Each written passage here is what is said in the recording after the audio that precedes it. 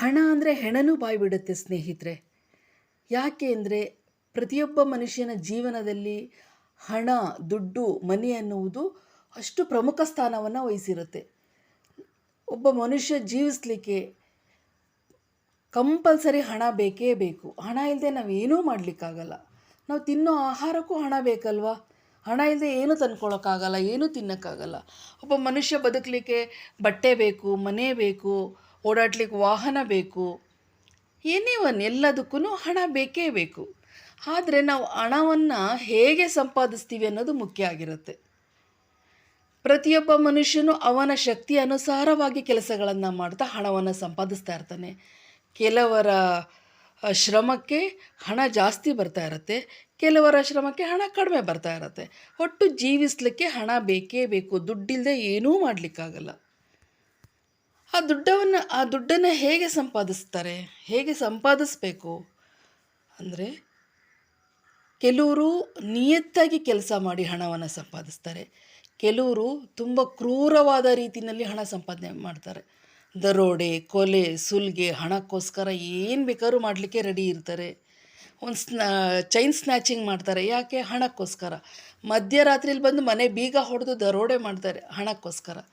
ಅಂದರೆ ಕೆಲವೊಂದು ಎರಡು ವರ್ಗ. ಒಂದು ನಾನು ದುಡಿದು ತಿನ್ನಬೇಕು ಅನ್ನುವ ಒಂದು ವರ್ಗ, ಇನ್ನೊಂದು ವರ್ಗ ನಾನು ದುಡಿದೇ ಹಣ ಸಂಪಾದನೆ ಮಾಡಬೇಕು ಅನ್ನುವ ಇನ್ನೊಂದು ವರ್ಗ.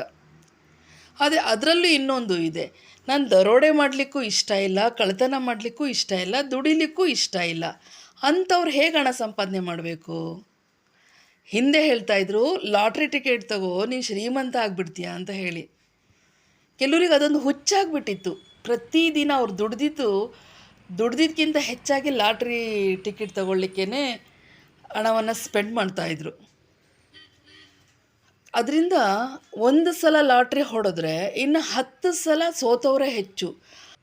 ಹಿಂದೆ ಲಾಟ್ರಿ ಟಿಕೆಟ್ ಹುಚ್ಚಿಡ್ದುಬಿಟ್ಟಿತ್ತಂತೆ. ಅಂದರೆ ಒಬ್ಬ ಗಂಡಸು ತಾನು ದುಡ್ದಂಥ ದುಡಿಮೆನಲ್ಲಿ 3/4 ಭಾಗ ಲಾಟ್ರಿ ಟಿಕೆಟ್ ತೊಗೊಳ್ಲಿಕ್ಕೇ ಸ್ಪೆಂಡ್ ಮಾಡಿಬಿಟ್ಟು ಮನೆಗೆ ತುಂಬ ಕಷ್ಟದ ಪರಿಸ್ಥಿತಿ ತಂದಿಡ್ತಾ ಇದ್ದಂತೆ. ಹಾಗಾಗಿ ನಮ್ಮ ಕರ್ನಾಟಕದಲ್ಲಿ HD ಕುಮಾರಸ್ವಾಮಿ ಅವರ ಅಧಿಕಾರ ಇದ್ದಂಥ ಸಂದರ್ಭದಲ್ಲಿ ಲಾಟ್ರಿ ಟಿಕೆಟನ್ನು ಬ್ಯಾನ್ ಮಾಡಿದ್ರು. ಆದರೆ ಇನ್ನೂ ಕೆಲವು ರಾಜ್ಯಗಳಲ್ಲಿ ಲಾಟ್ರಿ ಟಿಕೆಟ್ ಬ್ಯಾನ್ ಮಾಡಿಲ್ಲ. ಅದು ಪ್ರತಿನಿತ್ಯದ ವ್ಯಾಪಾರ ಆಗಿದೆ. ಹೀಗೆ ನಾನು ನನ್ನ ತಮ್ಮನ ಜೊತೆ ಒಂದು ಸಲ ಕೇರಳ ಹೋಗಿದ್ದೆ. ಅಲ್ಲಿ ಲಾಟ್ರಿ ಟಿಕೆಟ್ ಮಾರುವ ಏರಿಯಾನೇ ಇದೆ. ಅಲ್ಲಿ ಆ ಏರಿಯಾವನ್ನು ತೋರಿಸ್ತೀನಿ ಅಕ್ಕ ಬಾ ಅಂತೇಳಿ ಕರ್ಕೊಂಡು ಹೋದ. ಅಲ್ಲಿ ಹೋಗಿ ನೋಡಿದ್ರೆ ನಾವು ತರಕಾರಿ ಹೇಗೆ ಮಾರಾಟಕ್ಕೆ ಇಡ್ತೀವಲ್ವ ನಮ್ಮ ಕಡೆ ಲೈನಾಗಿ ತರಕಾರಿ ಮಾರ್ಕೆಟಲ್ಲಿ, ಆ ಥರ ಲಾಟ್ರಿ ಟಿಕೆಟ್ ಅಂಗಡಿಗಳು ಲೈನಾಗಿ ಸಾಲಾಗಿ ಲಾಟ್ರಿ ಟಿಕೆಟ್ ಮಾರ್ತಾ ಇದ್ದಾರೆ. ನೋಡಿ ನನಗೆ ನನ್ನ ಕರ್ನಾಟಕದಲ್ಲಿ ಲಾಟ್ರಿ ಟಿಕೆಟ್ ಮಾರುವಾಗ ಅಷ್ಟು ಗೊತ್ತಿಲ್ಲದೆ ಇರುವಂಥ ಏಜ್ ಇತ್ತು. ಆವಾಗ ನಮಗೆ ಕೇಳ್ಪಟ್ಟಿದ್ದೀವಷ್ಟೇ ಲಾಟ್ರಿ ಟಿಕೆಟ್ ತೊಗೊಳ್ತಾಯಿದ್ರು ಅಂಥೇಳಿ. ಇನ್ನು ನೋಡಿ ತೊಗೊಂಡವ್ರು ನೋಡಿ ಅಷ್ಟು ಗೊತ್ತಿಲ್ಲ ನನಗೆ. ಆದರೆ ಇಲ್ಲಿ ನೋಡಿಬಿಟ್ಟು ನಂಗೆ ತುಂಬ ಸರ್ಪ್ರೈಸ್ ಆಯಿತು. ತುಂಬ ನೋಡಲೇಬೇಕು ಅಂದ್ಕೊಂಡೆ ಹೋದೆ. ಅದನ್ನು ಸಹ ಲಾಟ್ರಿ ಟಿಕೆಟ್ ಹೇಗೆ ಮಾರ್ತಿದ್ದಾರೆ, ಅಲ್ಲಿ ಹೇಗೆ ಡ್ರಾ ಆಗುತ್ತೆ ಎಲ್ಲವನ್ನು ನಿಮಗೆ ತೋರಿಸ್ಲಿಕ್ಕೆ ಈ ವಿಡಿಯೋ ಮಾಡಿದ್ದೀನಿ. ನನ್ನ ವಿಡಿಯೋ ನೋಡಲಿಕ್ಕೂ ಮುಂಚೆ ನನ್ನ ಚಾನಲ್ಗೆ ಯಾರು ಫಸ್ಟ್ ಟೈಮ್ ಬಂದಿದ್ದೀರಾ, ನನ್ನ ವಿಡಿಯೋವನ್ನು ಯಾರು ಫಸ್ಟ್ ಟೈಮ್ ನೋಡ್ತಾ ಇದ್ದೀರಾ, ದಯವಿಟ್ಟು ಸಬ್ಸ್ಕ್ರೈಬ್ ಮಾಡ್ಕೊಂಡು ನೋಡಿ, ಲೈಕ್ ಮಾಡಿ, ಕಾಮೆಂಟ್ ಮಾಡಿ, ನಿಮಗೆ ಇಷ್ಟ ಆದಲ್ಲಿ ಶೇರ್ ಮಾಡಿ ಫ್ರೆಂಡ್ಸ್. ನಮ್ಮ ರಾಜ್ಯದಲ್ಲಿ, ನಮ್ಮ ಕರ್ನಾಟಕದಲ್ಲಿ ಲಾಟ್ರಿ ಟಿಕೆಟಿಂದ ಮನೆ ಮಠಗಳು ಬೀದಿಗೆ ಬರುವಂತಹ ಸಂದರ್ಭ ಬಂತು. ಆ ಕಷ್ಟವನ್ನು ನೋಡೋಕ್ಕಾಗದೆ 2007ರಲ್ಲಿ ಅಂದಿನ ಮುಖ್ಯಮಂತ್ರಿಯಾಗಿದ್ದಂತಹ HD ಕುಮಾರಸ್ವಾಮಿಯವರು ಲಾಟ್ರಿ ಟಿಕೆಟನ್ನು ಶಾಶ್ವತವಾಗಿ ಬ್ಯಾನ್ ಮಾಡಿದ್ರು. ನಮ್ಮ ರಾಜ್ಯದಲ್ಲಿ ಬ್ಯಾನ್ ಮಾಡಿದಂತೆಯೇ ನಮ್ಮ ದೇಶದಲ್ಲಿ ಇನ್ನೂ ಕೆಲವು ರಾಜ್ಯಗಳಲ್ಲಿ ಬ್ಯಾನ್ ಮಾಡಿದ್ದಾರೆ. ಅದು ಯಾವುದ್ಯಾವುದಪ್ಪ ಅಂದರೆ ಉತ್ತರಾಖಂಡ್, ಉತ್ತರ ಪ್ರದೇಶ್, ಗುಜರಾತ್, ಛತ್ತೀಸ್ಗಢ, ಹಿಮಾಚಲ ಪ್ರದೇಶ್, ಲಡಾಖ್, ನಮ್ಮ ಕರ್ನಾಟಕ ಮಾಮೂಲಿ ಬ್ಯಾನ್ ಆಗಿದೆ. ಮತ್ತು ಲಾಟ್ರಿ ಟಿಕೆಟ್ ಬ್ಯಾನ್ ಆಗದೆ ಇನ್ನೂ ಸಹ ಪ್ರಚಲಿತದಲ್ಲಿರುವಂತಹ, ಚಾಲನೆಯಲ್ಲಿರುವಂತಹ ರಾಜ್ಯಗಳಂದರೆ ಕೇರಳ, ಪಂಜಾಬ್, ಗೋವಾ, ಅರುಣಾಚಲ ಪ್ರದೇಶ್, ಮಹಾರಾಷ್ಟ್ರ, ಸಿಕ್ಕಿಂ, ವೆಸ್ಟ್ ಬೆಂಗಾಲ್, ಅಸ್ಸಾಂ, ಮೇಘಾಲಯ, ಮಿಜೋರಾಂ, ನಾಗಾಲ್ಯಾಂಡ್, ಮಹಾರಾಷ್ಟ್ರ.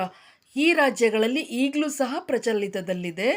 ರೀಸೆಂಟಾಗಿ ಹೋದ ವರ್ಷ 2024ರಲ್ಲಿ ಕೇರಳಿಗರು ಮಾರಿದ ಓಣಂ ಹಬ್ಬದ ಲಾಟ್ರಿ ಟಿಕೆಟ್ 25 crore ಈ ಅಲ್ತಾಫ್ ಮೊಹಮ್ಮದ್ ಅಲ್ತಾಫ್ ಅನ್ನುವ ಈ ವ್ಯಕ್ತಿಗೆ, ನಮ್ಮ ಕರ್ನಾಟಕದ ವ್ಯಕ್ತಿಗೆ ಲಾಟ್ರಿ ಟಿಕೆಟ್ ಹೊಡಿತು. ಇವರು ಗುಜರಿ ವ್ಯಾಪಾರ ಹಾಗೆ ಮತ್ತು ವೆಲ್ಡಿಂಗ್ ಶಾಪ್ ಇಟ್ಕೊಂಡಿರುವಂತಹ ವ್ಯಕ್ತಿ. ಇವರಿಗೆ 2024 ಓಣಂ ಹಬ್ಬದ ಬಿಗ್ ಲಾಟ್ರಿ ಟಿಕೆಟ್ ತಗೊಳ್ಳುವಾಗ ಸಾಮಾನ್ಯ ವ್ಯಕ್ತಿಯಾಗಿದ್ದಂತಹ ಈ ಮೊಹಮ್ಮದ್ ಅಲ್ತಾಫ್ ಓಣಂ ಹಬ್ಬ ಕಳೆದ ನಂತರ 25 ಕೋಟಿಗಳ ಒಡೆಯ, ಕೋಟ್ಯಾಧೀಶ್ವರ ಆದರು. ಇವರು ಕೋಟ್ಯಾಧೀಶ್ವರ ಆದರು ಅಂತೇಳಿ ಮತ್ತೆ ನೆಕ್ಸ್ಟ್ ಇನ್ನೂ 4 ಲಾಟ್ರಿ ಟಿಕೆಟ್ ತಗೊಂಡ್ರೆ ಅದು ಹೊಡಿಲಿಲ್ಲ. ಹಾಗೆ ಒಮ್ಮೆ ಹೊಡೆಯುತ್ತೆ, ಮತ್ತೆ ಹೊಡೆಯೋದು ಬಹಳ ಕಷ್ಟ. ಹಾಗಾಗಿ ಹಣವನ್ನು ಆದಷ್ಟು ಲಾಟ್ರಿ ಟಿಕೆಟಿಗೆ ಸ್ಪೆಂಡ್ ಮಾಡುವಂತಹ ಒಂದು ಏನು ಪ್ರವೃತ್ತಿ, ಆ ಒಂದು ಅಭ್ಯಾಸ ಸ್ವಲ್ಪ ಕಡಿಮೆ ಮಾಡಿಕೊಂಡ್ರೆ ಒಳ್ಳೆಯದು ಅಂತ ಹೇಳ್ತೀನಿ. ಸ್ನೇಹಿತರೆ, ಈಗ ನಾನು ಕೇರಳಕ್ಕೆ ಹೋಗಿ ಆ ಏರಿಯಾ ಏನಿದೆ ಲಾಟ್ರಿ ಟಿಕೆಟ್ ಏರಿಯಾ, ಅದು ಫುಲ್ಲು ನಿಮಗೆ ತೋರಿಸ್ತೀನಿ ಬನ್ನಿ. ಕೇರಳದಲ್ಲಿ ಕೊಂಡಂತಹ ಲಾಟ್ರಿ ಟಿಕೆಟ್ ರಿಸಲ್ಟ್ನ ಆನ್ಲೈನಲ್ಲಿ ನೋಡಬಹುದು. ಮೊಬೈಲಲ್ಲಿ ಆನ್ಲೈನ್ನ ಹಾಕ್ಕೊಂಡಿದ್ರೆ, ಆ ಒಂದು ಆ್ಯಪ್ ಹಾಕ್ಕೊಂಡಿದ್ರೆ, ಲಾಟ್ರಿ ಟಿಕೆಟ್ ರಿಸಲ್ಟ್ ಆ್ಯಪ್ ಹಾಕ್ಕೊಂಡಿದ್ರೆ ಅಲ್ಲೂ ಸಹ ನಂಬರ್ಗಳನ್ನು ಚೆಕ್ ಮಾಡ್ಕೊಳ್ಬಹುದು. ಲಾಟ್ರಿ ಟಿಕೆಟ್ 1 ಕೋಟಿಗೆ ಟ್ಯಾಕ್ಸ್ 30% ಕಟ್ಟಬೇಕಾಗತ್ತೆ ಫ್ರೆಂಡ್ಸ್.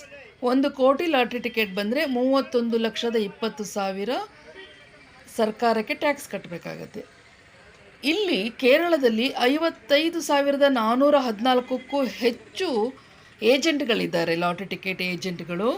ತಿರುವನಂತಪುರಂನಲ್ಲಿ ವಿಕಾಸ್ ಭವನ ಅತ್ಯಂತ ಫೇಮಸ್ ಏಜೆನ್ಸಿ, ಅದು ಲಾಟ್ರಿ ಟಿಕೆಟ್ ಏಜೆನ್ಸಿ. ತುಂಬ ಏಜೆನ್ಸಿಗಳಿದೆ, ಅದರಲ್ಲಿ ಇದು ಫೇಮಸ್ ಏಜೆನ್ಸಿ. ನಾನು ಈಗ ತೋರಿಸ್ತಾ ಇರೋದು ಕೇರಳದ ರೈಲ್ವೆ ಸ್ಟೇಷನ್ ಆಪೋಸಿಟಲ್ಲಿ ಇರುವಂತಹ ಏರಿಯಾದಲ್ಲಿ ಲಾಟ್ರಿ ಟಿಕೆಟ್ ಮಾರ್ತಾ ಇದ್ದಿದ್ದಂಥದ್ದು ನಾನು ನಿಮಗೆ ತೋರಿಸ್ತಾ ಇರೋದು. ಈಗ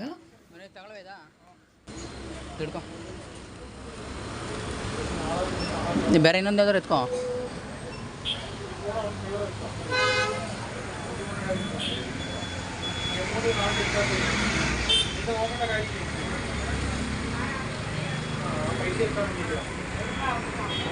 ಎತ್ಕೊಂಬರಿ ಅದಾ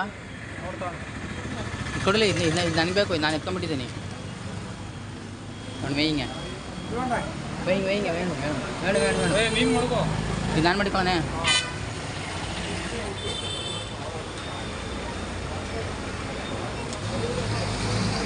ನೀನು ತೋರಿಸು.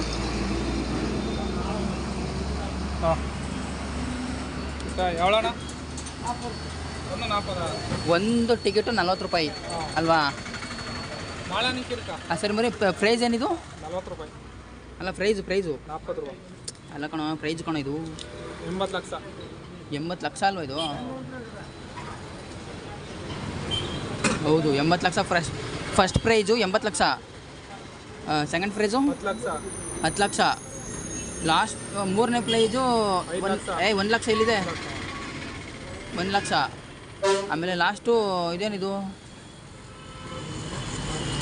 ಮಿಕ್ಕಿತು ನೆಟ್ಟಲ್ಲಿ ಹಾಕಿರ್ತಾರೆ.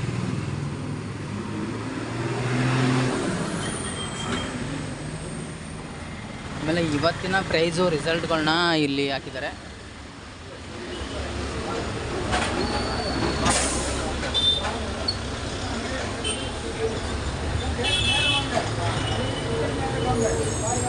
ಇದೆಲ್ಲ ಇವತ್ತಿನ ಪ್ರೈಸು ನಂಬರ್ಗಳು ಬಂದಿದೆ. ಈ ನಂಬರ್ ಇದ್ದರೆ ನೀವು ಕಾಸನ್ನ ಇಸ್ಕೋಬೋದು. ಈಗ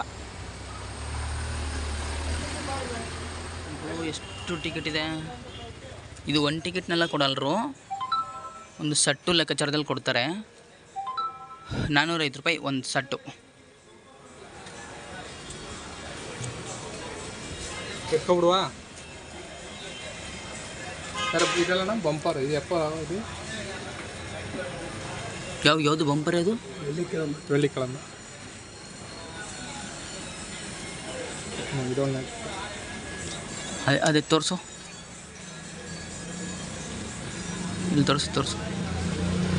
ಇದು ಬಂಪರ. ಇದು ಶುಕ್ರವಾರ ಬೀಳುತ್ತದೆ. ಶುಕ್ರವಾರ ಇದು ರಿಸಲ್ಟ್ ಬರುತ್ತದೆ. ಓಕೆ, ಸರಿ, ಇಲ್ಲೊಂದು ತಗೋ. ಆಮೇಲೆ ಇವತ್ತಿನ ರೇಟು ಇವರು ಆಲ್ರೆಡಿ ಹುಡುಕ್ತಾ ಇದ್ದಾರೆ. ಒಂದು ಟಿಕೆಟ್ ತೊಗೊಂಡು ಬಂದು ಇಲ್ಲಿ ನೋಡೋದು ಯಾವುದು 75 ಲಕ್ಷ.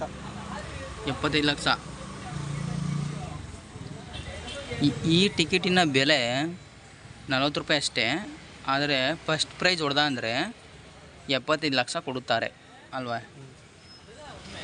ಸೆಕೆಂಡ್ ಪ್ರೈಜ್ಗೆ 5 ಲಕ್ಷ, ಮೂರನೇ ಪ್ರೈಜ್ಗೆ 1 ಲಕ್ಷ.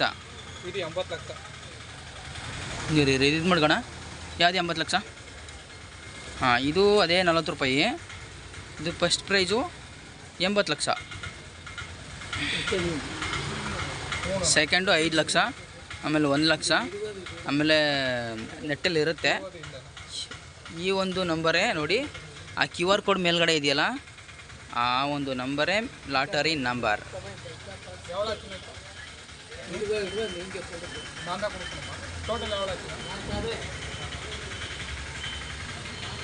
ಇದೇ ಥರ ಅಂಗಡಿಗಳು ಇಲ್ಲಿ ತುಂಬಾ ಇದೆ, ತೋರಿಸ್ತೀವಿ.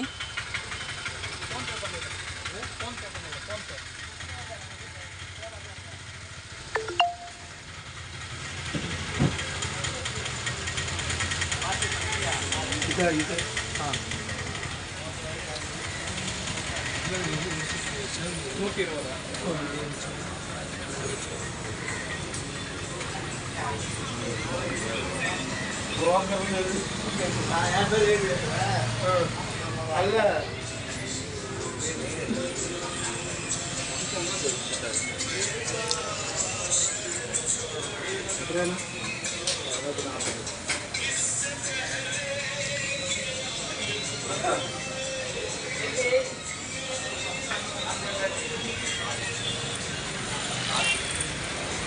ಈ ಲೈನಲ್ಲಿ ಎಲ್ಲ ಬರೀ ಅಂಗಡಿಗಳೇ.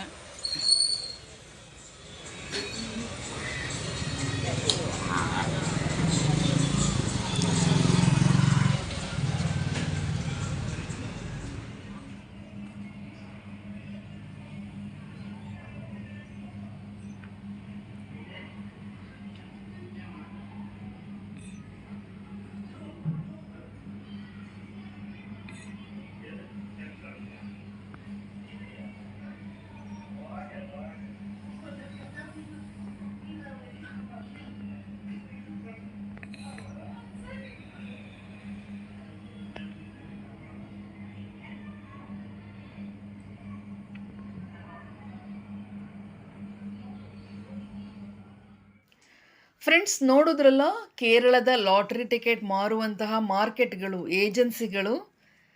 ನಮಗೂ ಸಹ ಅಲ್ಲಿ ಹೋಗಿದ್ವಲ್ಲ ಅಂತೇಳಿ ಆಸೆಯಾಗಿ 2-3 ಲಾಟ್ರಿ ಟಿಕೆಟ್ ತೊಗೊಂಡ್ವಿ.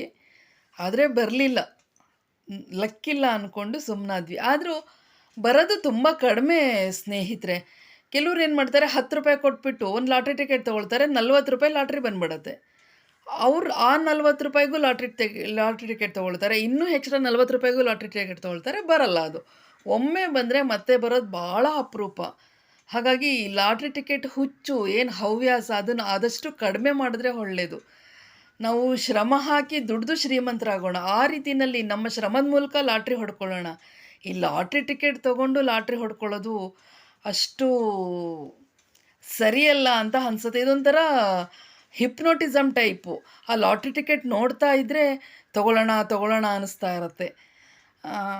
ಈ ನನ್ನ ವಿಡಿಯೋ ನಿಮಗೆ ಹೇಗೆ ಅನ್ನಿಸ್ತು ಫ್ರೆಂಡ್ಸ್? ಇಷ್ಟ ಆಯಿತಾ? ಇಷ್ಟ ಆದಲ್ಲಿ ಒಂದು ಲೈಕ್ ಮಾಡಿ, ಕಾಮೆಂಟ್ ಮಾಡಿ, ಶೇರ್ ಮಾಡಿ ಫ್ರೆಂಡ್ಸ್. ಎಷ್ಟೋ ಜನಕ್ಕೆ ನಮ್ಮ ಕರ್ನಾಟಕದವರಿಗೆ ಲಾಟ್ರಿ ಟಿಕೆಟ್ ಬಗ್ಗೆ ಗೊತ್ತಿಲ್ಲ, ಹಾಗಾಗಿ ಶೇರ್ ಮಾಡಿ. Thank you so much.